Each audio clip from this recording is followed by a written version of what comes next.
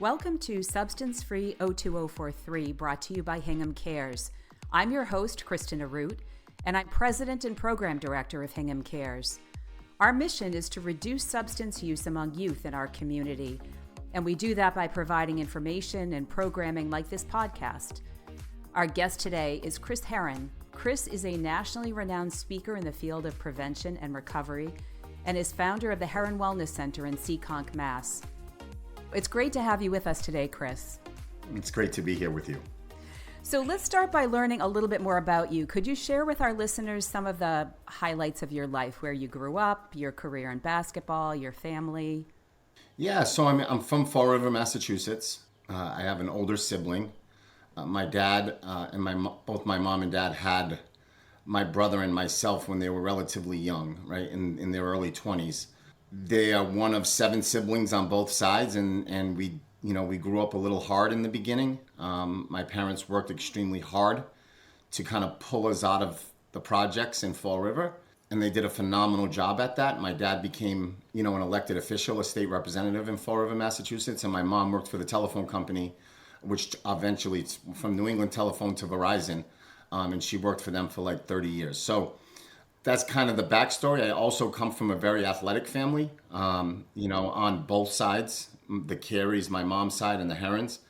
My brother really was the one who I followed growing up. He was, Massachusetts Player of the Year multiple years in a row, went on to play basketball at Boston College on a scholarship. So that was kind of my blueprint to follow, which I did, right? Almost to a T. I ended up at Boston College. And he was how much older than you? 5 years. Okay. Yeah, 5 years. So we never crossed paths in high school. When he was at BC, I was just walking into my freshman year at Durfee High School. I followed his blueprint and went to BC, and unfortunately, that's where really my struggle began. That's where the story of substance use and addiction that's where it was rooted. I was introduced to cocaine at 18 years old. Something that I planned on doing one time, one night, turned into a 14-year struggle with the substance. I didn't last at BC. I failed multiple drug tests, so BC and we parted ways. I ran from my addiction. I figured if I moved to the West Coast and play basketball in California, I would have some freedom, and I didn't. And I struggled there as well. That's when at 21 years old, I entered my first treatment center on a 28-day program in Salt Lake City, Utah. My career obviously is basketball. That's the background, but the real background is the addiction that was behind it. And I battled with that since I was 18 years old. So you are a person in recovery, and you're very open about your journey. It's the subject of the speeches that you do. When did you start using substances, and what were you using at first? I started drinking, right? I kind of drank the beer I never wanted. My dad struggles with alcoholism. What do you mean by that? The beer you never wanted? I was a child in a home of alcoholism. Right? I despised it at a young age. I knew something about that Miller Lite beer can was fracturing my family, was hurting my mother. In my adolescence years, I didn't know what an alcoholic looked like. I didn't know what an alcoholic was. I just knew that my dad's drinking was having a major, profound impact on our family. So that's the beer that I never wanted, right? It was the beer that I grew up despising. And unfortunately, I started drinking it as a child. I was 13 years old, a boy. What was the impetus for that first drink? Did somebody offer it to you, or were you just trying? No, it was a beer that was around the house, right? It was like, I was curious, right? Like my mom and dad really struggle with this. It has to be really good if my dad's willing to risk everything, kind of. That was my first experience with it. 13 years old, and then transitioned into smoking a little marijuana in my early teen years, and obviously continued with that throughout high school. Would you say that you were a partier in high school, or were you more of an athlete, or did you somehow balance the two in your own mind? Balance the two. Yeah, I was probably both. Bill Reynolds, who wrote the book about me when I was 16 years old, he kind of embedded in Durfee High School for a couple of years to write the book.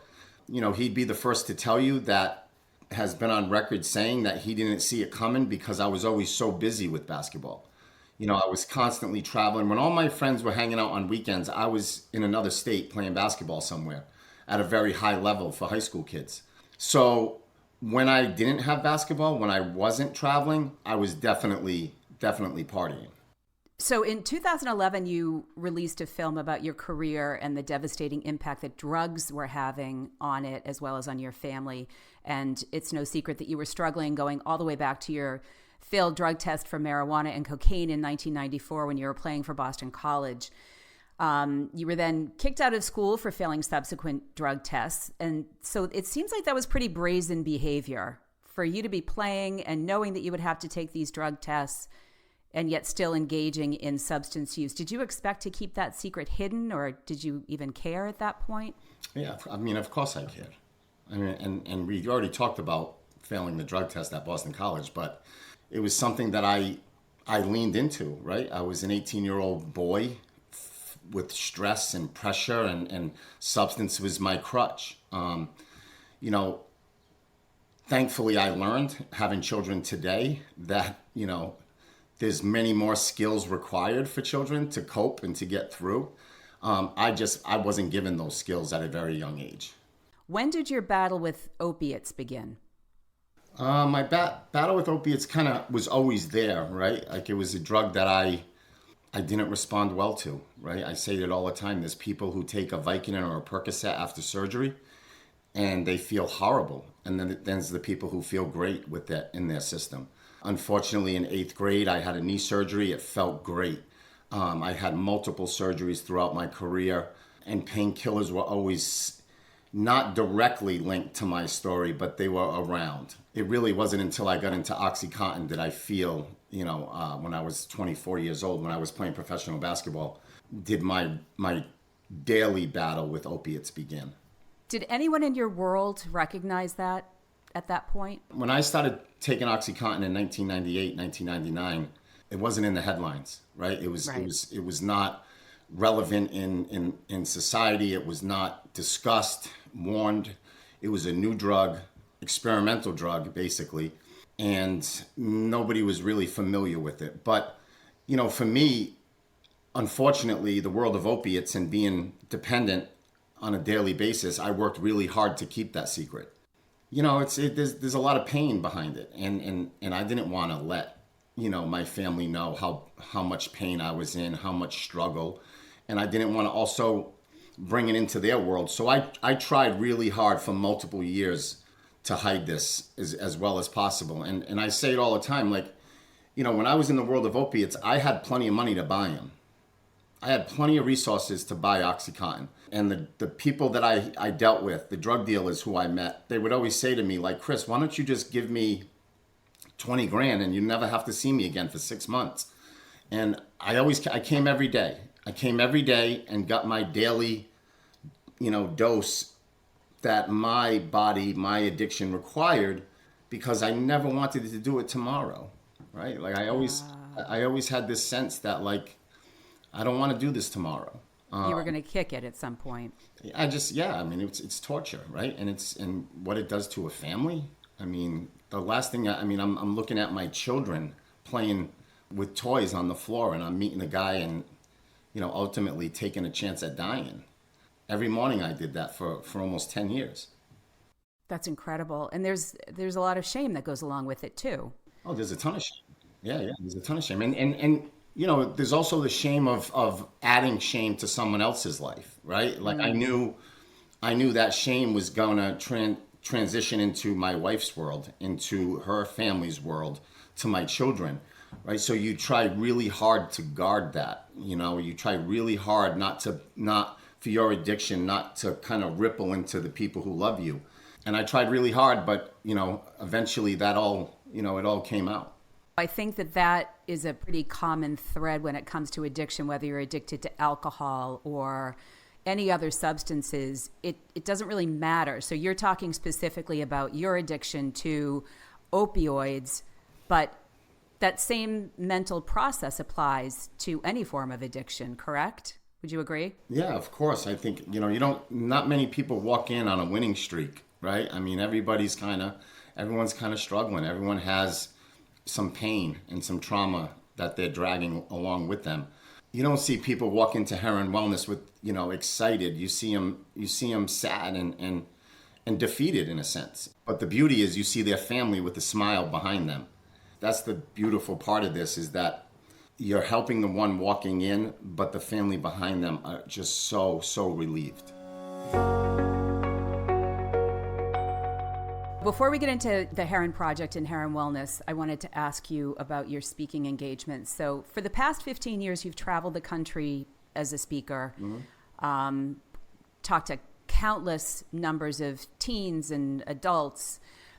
The landscape of substance use has changed pretty dramatically since you began speaking. Can you describe what you've seen during those 15 years? Are there any trends that you've noticed or anything taking place regionally? Opiates were kind of very prevalent, in the school systems when I first began.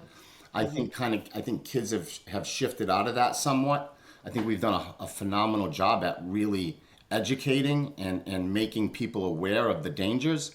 And now it's the vaping, right? Now it's vaping nicotine, it's vaping marijuana. That's kind of where we've rolled into in the last 4 years. And that's basically what I see. I mean, but the truth is, I started telling my story and I stopped, right? So I walked into schools and I would tell my story and I would walk out and the schools would email me and the kids would say, God bless you, I'm praying for you, good luck, I'm so happy for your family. But they would never disclose. They would never talk about them. So I pivoted and I changed my approach. I worked extremely hard at kind of constructing a new approach. And again, it wasn't until I did a thing with Charlie Rose and Gayle King. I did the morning show and it was called a segment called Note to Self. And I had to write a letter to my younger self and it had to be 500 words and they were going to fly in and they would film me reading it. And initially, I was telling the producers of the Today Show or the morning show that I'll have this done tonight. 500 words is easy. And it was the most painful thing I've done in my recovery. To talk to that little kid in the bunk bed and kind of try to guide him through life. You can't change what happens, but you can talk to that kid how you wanted to be talked to or needed to be talked to. So that exercise kind of brought me back to the beginning. And that's when I started my talk the first day. Because again, I think when it comes to addiction, I think we've gone horribly wrong with the way we talk about it with children. I think we put way too much energy and effort and focus in the worst day and we forget the first day. I think for years, we tried to scare our children away from drugs and, here's an egg in a frying pan and this is what a drug addict looks like. But nobody talks about the very beginning. Like you said, the impetus. How did it start? And what's your why? And kids can relate to that. When I walk into schools today, I do about 200 high schools a year. When I walk into schools and I start talking about the beginning and why and what I was going through, kids can it's relatable because, those things are still very prevalent in their world. Self-esteem, self-worth, peer pressure. What I've seen over the last 7-8 years since I pivoted is just the amount of outreach has been tremendous as far as kids seeking help and wanting to talk about, their story and tell their story. So I'm very proud of the way I downshifted on this and changed the approach because we at Herren Wellness and Herren Project have been able to help so many young adults. So we talk in the world of prevention about the underdeveloped brain, and a lot of parents don't understand that the teen brain is still in such a malleable state, and the prefrontal cortex is not fully developed, so there's risky behavior associated with that underdeveloped brain. Do you feel, having shared your message with so many kids throughout the years, do you feel as though kids can kind of overcome that predisposition for risky behavior and that underdeveloped brain? Do you think that there's messaging that really resonates with them? Do you think there are certain tactics that schools can use? What is your take on that? Well, I mean, not many schools even educate children about the genetic component of addiction. and the predisposition. So the fact that that wellness isn't a core class in our kids' school system right there alone tells you we're going to have children struggling because they're not given what's necessary, what's needed for them to kind of protect themselves through these while their frontal lobe of their brain is developing. We wait till it's too late to have these conversations. And, when I walk into communities, whether it's in West Virginia or Florida, the kids who are most receptive to my conversation, to my talk, are middle school kids. They're the ones that are nodding their head. They're the ones that are kind of responding, identifying, and then raising their hands and wanting to disclose. When I first started speaking, it was like, we can't bring middle school kids into your talk. And now there's communities that bring fourth graders, fifth graders, sixth graders. And ultimately, those are the kids that should. That's the age where we should start educating and discussing all of these factors that children face. There's kids today that have no idea of the genetic predisposition of addiction, and because they have it in their family, what the likelihood that they could possibly struggle, and we don't do enough about it. And to be quite frank, I think it's embarrassing. Do you think that the responsibility falls on the shoulders of parents, of the school system, of the community? Do you think legislation plays a factor? I think the whole spectrum plays a factor. In a perfect world, the parents are involved, the school system's involved, legislation's involved. That's the ideal situation. But I think we have an opportunity to work with children from 5 to 18. And we do so little in between those years to educate them on life, on wellness, on coping skills, on all the social measures that they would need to take, while they're growing up. And it's not every parent's present, but kids go to school, and it should be in the school system.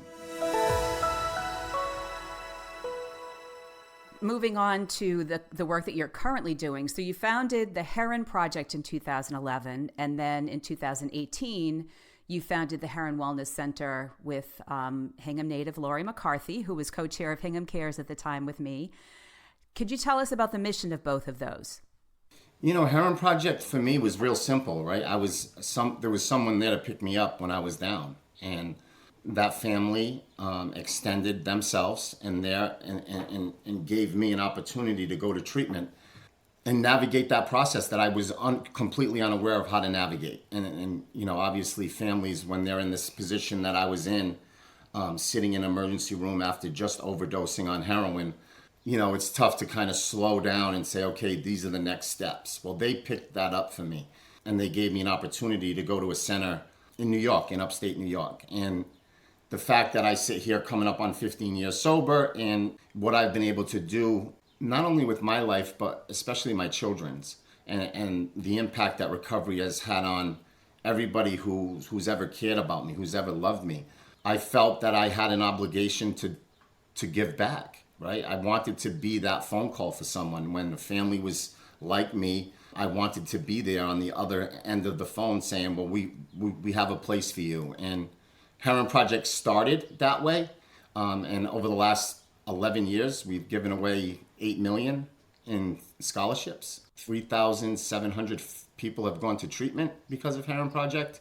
Thousands and thousands of families impacted. And over the last decade, we've kind of evolved. We kind of touch all areas, whether it's prevention. We have high schools all across the country that are involved with Herren Project, and family support groups online every day, 7 days a week. And obviously still the core, the beginning of navigating treatment for people who don't have the resources or can't afford it. I'd like to jump back to something that you had just alluded to, because I realized it was a question that I was going to ask you. What do you attribute your successful recovery to? And you mentioned this family that was very supportive. Who were they? How did they enter your life? Yeah, the Mullen family was extremely supportive. They're the ones that gave me the gift. My recovery is it's who I'm present with, right? It's who I work with, how hard I'm invested in. And I've surrounded myself with people for the last 15 years who have just made me better, and supported me throughout this, right? I can't really pin it on to one person. There's so many people that have redirected me, impacted me, and led me into these 15 years of recovery. That's incredible. And it's such an important message for people who find themselves struggling that it really is in the company that you keep. And if you want to get away from that lifestyle, then you need to kind of examine who you're surrounding yourself with. Yeah, I also think for me, and I tell people here at Herren Wellness, it's being vulnerable enough to know who you really are. Like to really get to know who you really become, where you're at in life. Like if you can identify that space, and then we can work up from it. And it really wasn't until I cried myself to sleep thinking about my children, my marriage, my family. I buried my mom. She died from cancer. I was still active on heroin. There were so many things that was unresolved and that I really wasn't taking a look into or a look at. And it wasn't until I identified who I really become that it gave me some inspiration to just rebuild. I think at the end of the day, we have to know, where we're at and where we want to rebuild from. And I was from the ground floor at that point in my life. So it's all about honesty, really. It is. It's a ton of honesty. It's a ton of self-reflection. It hurts, right? It hurt me. I was 32 years old. I had a 9-year-old son, a 7-year-old daughter, and my wife just gave birth to my youngest, Drew. And I'm in a treatment center in Rhinebeck, New York, and my wife's on food stamps, and we're struggling keeping the lights on in the house. We're struggling heating the home. We have no vehicle. My wife is driving a catering van that a buddy gave to her to drop the kids off at school. It was tough, right? And I could sit in that treatment center and say, I'm Chris Herren. I played for the Boston Celtics. This was just a little blip in the radar. I'm going to come back. I wasn't coming back. What I had to do is I had to figure out a way to come to a resolution with who I become and how I'm going to work from there. If you had to encapsulate that into a simple message, what would that piece of advice be for young people about how to stay safe, how to make healthy choices when it comes to substances? I think kids need to, and parents need to get involved in this too. They need to ask why, right? Like when you see a young kid struggling, it's their friends, it's their friend group, it's always external, right? You see a kid come in at 14 years old and he smells like marijuana or he smells like alcohol. The parent sits them down and says, who are you with? Where'd you get it? Who bought it? When'd you do it? How much did you do? But nobody asks why. Very rarely do parents sit down and ask their children, why did you have to do this to yourself? Right. Why did you have to consume alcohol, smoke marijuana to hang out with kids you've known since you were 4 years old? Something shifted, right? And you got to understand the shift. You got to understand the why. And I think it's extremely important to discuss those factors in young kids' lives. I think there's a lot of kids out there who, and why not, right? Like these teenage years can be miserable, right? I mean, it's ridiculously hard to navigate through, not to mention what kids have to face today and what they have to walk through in their early teen and teenage years. But that's why I think it's so important is arming them with the right skill set, with giving them, the right messaging, and ultimately getting to know who they really are and the kid they're becoming. I think one of the most powerful things that I've seen is when I have children think of who they are and think of their little brother and sister. And if their little brother and sister or their mom and dad got to really know the real you. I say this at events in communities, like when adults are leaving, like on your way home, think of your son or daughter. If they got to know the real you, how would they feel? Like your behavior that you keep secret, your actions that you don't show them, like who are you really?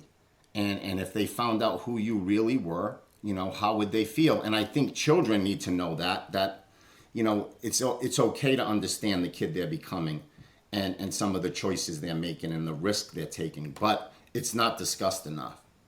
What was contained in that 500-word essay that you wrote to your younger self? Was there advice? Was there...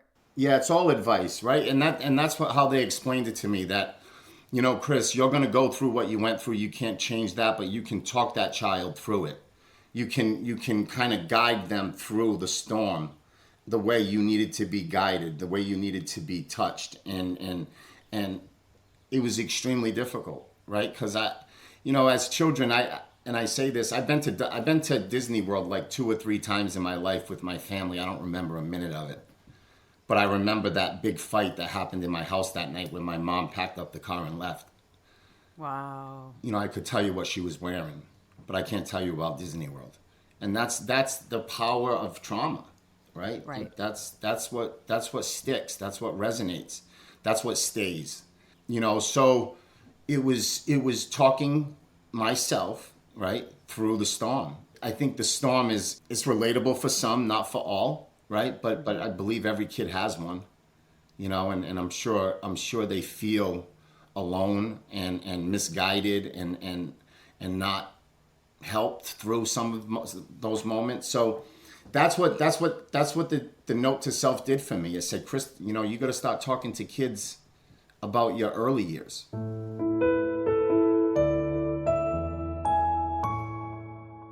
You've already touched on this a little bit. You are a parent yourself of 3 kids, and I'm sure that there are lots of lessons that you've learned along the way that you've applied to raising them. If you had to give a piece of advice to parents, what would that kind of salient point be? To me, the only point is to focus on their self-worth and self-esteem.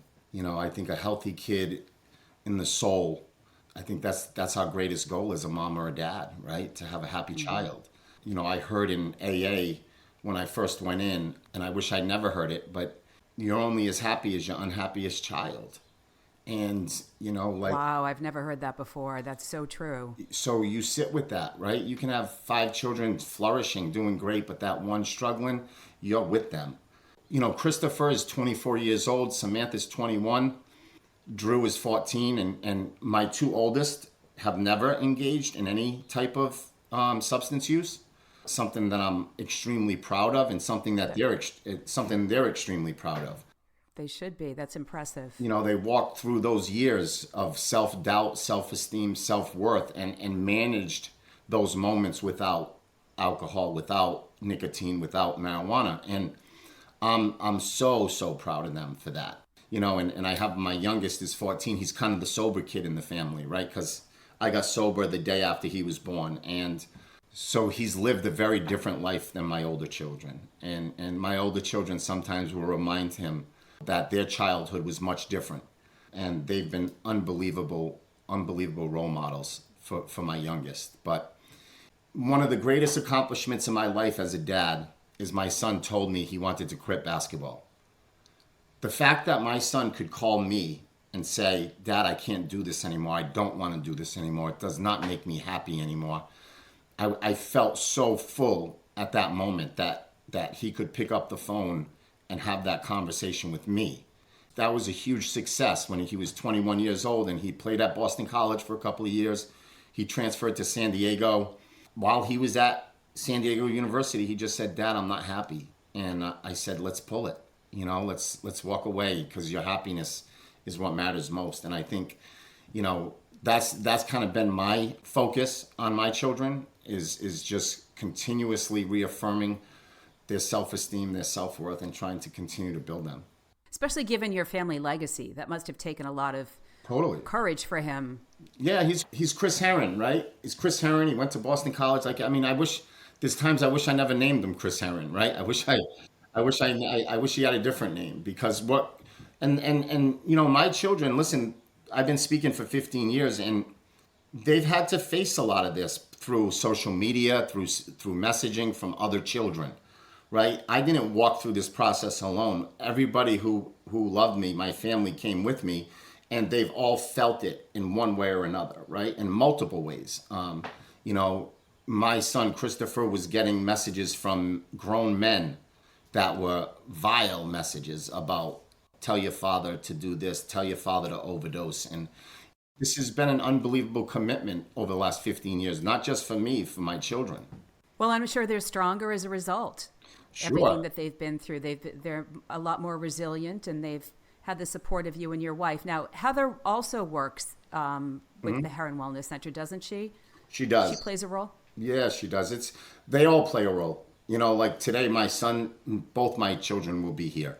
My youngest son knows more about the people in this center today than I do. He's like, he gets to know everyone. He sits down with everyone, and it's a family business. There's no doubt about that. And it's perfect because, I tell people all the time, like, one of the most common questions when I'm speaking is how often do you talk to your kids about addiction?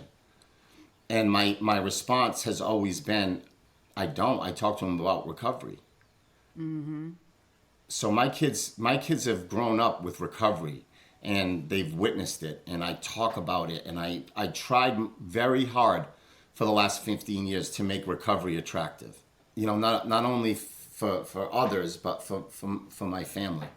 Can you just tell us a little bit real quick about the work that you do with Hingham High School? I don't know how instrumental you are in that, or if Lori's more of the negotiator there, but residents from Herren Wellness come and speak to students at Hingham High School, and that's made such an impact. We've heard anecdotally that that's the most impactful moment for a lot of kids in their high school experience, certainly in the health class. It's beautiful, right? Vulnerability is powerful. And we have young adults here that we bring to Hingham High School, and they sit in front of those children in their health class, and they tell their story.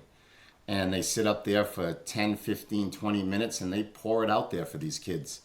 And, like, for instance, this last group that went to Hingham, we had, multiple 19, 20, 21-year-olds, 1 year away from where those kids were sitting at their desk. And that's good to see. But for me, I also think it's good to see how, and I think that's what we've done at Herren Wellness, recovery's cool, man. Like, recovery's cool, and we make it that way. It's not like, oh, you're punished, you can't drink for the rest of your life. It's thank God you don't have to drink for the rest of your life. And that's what we do here. And kids walk into that school, and again, for me, I was done with the scare tactics, right? Like, this is how bad it got. And those kids walked in there with smiles on their faces, glowing, and not only did they tell their story, but kids knew that they were happy in recovery. Chris, thank you so much for joining us today. It's been a real pleasure. It has. Thank you for having me on. It was great speaking with you. I want to thank our guest, Chris Herren, for being with us today. For more information on Herren Wellness, go to herrenwellness.com. That's HERREN wellness.com. You've been listening to Substance Free 02043, brought to you by Hingham Cares. I'm your host, Kristen Arute, and I hope you will tune in again. For more info or to get involved, go to hinghamcares.org.